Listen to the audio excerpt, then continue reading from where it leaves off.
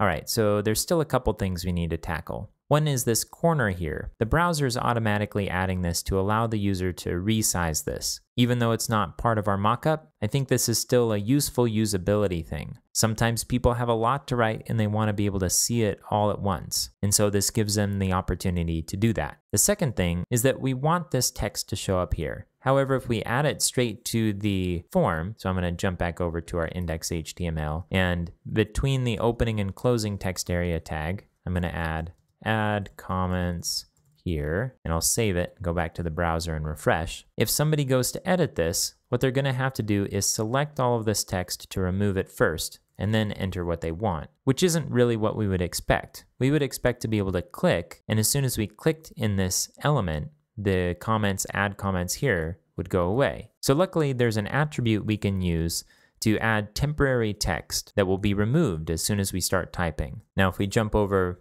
to the W3 Schools text area, we can scroll down and read through the attributes here, some of which are pretty interesting. And the one that we want is this placeholder. We can click on this to learn more. So it says to use it, you're going to use the placeholder attribute and type in the text here. So let's do that. So I'll add a placeholder and we'll put add comments here. Now I'll remove the original text that we added. We'll save it, go back to the browser and refresh.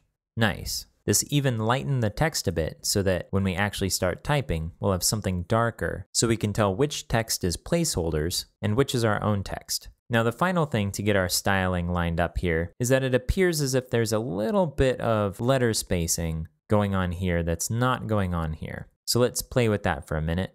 So we'll add letter spacing and let's try 0.1 EM. Okay, that looks good. So I'll go back and add this to the final CSS. Now when we refresh the browser, our text area looks good.